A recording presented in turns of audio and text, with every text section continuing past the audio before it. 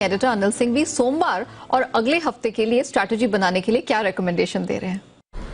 जहां तक सोमवार के बाजारों का सवाल है, भारतीय बाजारों के बंद होने के वक्त 125 पॉइंट नीचे डाउ फ्यूचर्स ट्रेड कर रहे थे, तो थोड़ी सी आशंका ये कि अमेरिका में हल्की फुल्की कमजोरी वाला सेशन हो सकता है। देखते हैं अमेरिकी बाजार कैसा ट्रेड करते हैं और उसके बाद सोमवार को डाउ फ्यूचर्स क्या कुछ रहते हैं। लेकिन इसके अलावा 2-3 फैक्टर्स और इंपॉर्टेंट होंगे। एक तो नतीजों के लिहाज से बड़े एक्शन वाला दिन है, वीकेंड पर भी काफी नतीजे हैं और सोमवार को भी उस लिहाज से सेक्टर और स्टॉक स्पेसिफिक एक्शन रहेगा ही। 15,700 के आसपास निफ्टी को मजबूत सपोर्ट है, तो कमजोरी तभी होगी जब निफ्टी 15,700 के नीचे ट्रेड करना शुरू करे और 15,825 15,850 के आसपास आते ही थोड़ी प्रॉफिट बुकिंग आती है, तो एक बार 15,900 को पार करके निफ्टी टिकेगा तो वहां से और बेहतर मजबूती होती दिखेगी। फिलहाल जब तक इस रेंज में है तब तक कोई खास डायरेक्शन बाजार पर है नहीं, लेकिन जब बाजार में डायरेक्शन क्लियर ना हो तो सेक्टर और स्टॉक स्पेसिफिक एक्शन आपको भरपूर दिखेगा, जैसा कि आज भी आपको दिखा है। ढेर सारे सेक्टर्स और स्टॉक्स ऐसे थे जो दोनों ही डायरेक्शन में अपने अपने हिसाब से ट्रेड करते हुए दिख रहे थे। ऐसे में कैश मार्केट के स्टॉक्स में अब भी तेजी के भरपूर मौके हैं। ढेर सारे स्टॉक्स ऐसे हैं जहां पर पूरी तेजी बनती हुई दिखेगी और ये स्टॉक्स आगे बढ़ते हुए आपको नजर आएंगे। तो कुल मिलाकर सोमवार का सेशन और अगले हफ्ते भी बाजार रेंज से बाहर निकलने की कोशिश करेंगे। नीचे 15,600-700 की रेंज में मजबूत सपोर्ट है, ऊपर 15,800 15,900 की रेंज में रुकावट। और बैंक निफ्टी का जहां तक सवाल है 34,350 34,500 सपोर्ट की रेंज है और ऊपरी स्तरों पर 34,800 35,000 हल्की फुल्की रुकावट का लेवल। इसी पर आपको करना है फोकस भी। अगर सीरीज भी ठीक है, कहीं कोई ऐसी दिक्कत वाली बात नहीं, सीरीज के लिहाज से मैं कुछ आपको डेटा देना चाहता हूं, उससे एक अंदाजा बनेगा कि अगर सीरीज में क्या कुछ होने वाला है, क्या कुछ हो सकता है।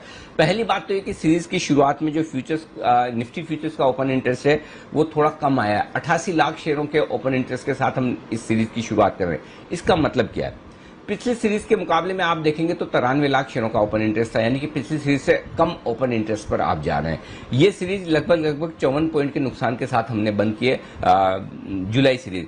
3 सीरीज तक लगातार निफ्टी 400 450 पॉइंट बढ़ने के बाद पिछली सीरीज में एक कह सकते हैं कि कंसोलिडेशन वाली सीरीज रही। 3 सीरीज मजबूती वाली जहां 450 से 450 पॉइंट की तेजी निफ्टी में देखने को मिली है तीनों सीरीज में, जुलाई के पहले वाली और जुलाई की सीरीज एकदम खामोश इंतजार कि आगे क्या होने वाला है। तो जो आगे क्या होने वाला है उसकी अनिश्चितता आपको दिख रही है निफ्टी में ओपन इंटरेस्ट में। देखिए 2 आंकड़े आपके काम के होते हैं। एक तो ये कि ओपन इंटरेस्ट कितना अगली सीरीज की शुरुआत में, और दूसरा ये कि ओपन इंटरेस्ट में रोल ओवर कितने हुए हैं। तो कभी तो आपको इन दोनों डेटा को देखना होता है। तो ओपन इंटरेस्ट जो निफ्टी में हम शुरुआत कर रहे हैं वो 88 लाख शेयरों के साथ कर रहे हैं, ये हल्का है। और हल्का कैसे है? दिसंबर से लेकर अब तक देखें, दिसंबर 2020 से लेकर अब तक देखें तो ये 7-8 सीरीज जो भी है इनमें सबसे लोएस्ट ओपन इंटरेस्ट के साथ, निफ्टी के ओपन इंटरेस्ट के साथ हम अगली सीरीज में जा रहे हैं। इसका मतलब ये कि ट्रेडर्स शायद रेंज बाउंड बाजार से परेशान होकर 2 वजह हो सकती है, या तो पूरी सीरीज हमने रेंज में निकाल दी तो अब पता नहीं है कि डायरेक्शन किस तरफ है, तो फिर क्या फायदा ज्यादा ओपन इंटरेस्ट को रोल ओवर करके या अपनी पोजीशन को रोल ओवर करके। एक तो ये हो सकता है। दूसरा ये कि भाई बाजार के डायरेक्शन को लेकर क्लियर नहीं है। अगर एक तो रेंज बाउंड में ट्रेड करने का मन होता है, दूसरा ट्रेड करने का मन आपका कम होता है तब जब आपको बाजार का डायरेक्शन क्लियर ना हो, यानी कि रेंज में रहने के बाद ये ब्रेकआउट देगा ऊपर की तरफ या नीचे गिर जाएगा, इसका अभी तक क्लैरिटी नहीं है। इस वजह से आपके लिए निफ्टी में जो पोजीशंस है वो ओपन इंटरेस्ट की अब पूरे साल की सबसे कम है, पहली चीज। दूसरी चीज, रोल ओवर्स भी पिछली सीरीज के मुकाबले में कम हुए हैं। निफ्टी के 84.5% के मुकाबले में 82%, 2% रोल ओवर कम हुए हैं। बैंक निफ्टी के भी लगभग 2.5-3% रोल ओवर कम हुए हैं, 84% से घटकर 81% के आसपास आए। तो रोल ओवर थोड़े से हल्के रहे, ये दूसरी चीज है।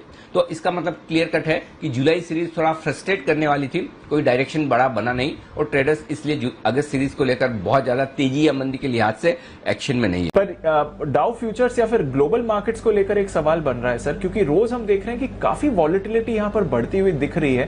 क्लियर फैक्टर सामने नहीं आते हैं बड़ी मूव समझने के लिए, पर काफी वॉलेटिलिटी बन रही है। अगर आप एशिया के बाजार देखें, यूएस के बाजार देखें, कल भी वैसे तो एक्शन अच्छा रहा, नए रिकॉर्ड्स छुए, पर आज सुबह हम देख रहे हैं कि नैस्डैक फ्यूचर्स पर काफी भारी दबाव बना हुआ है।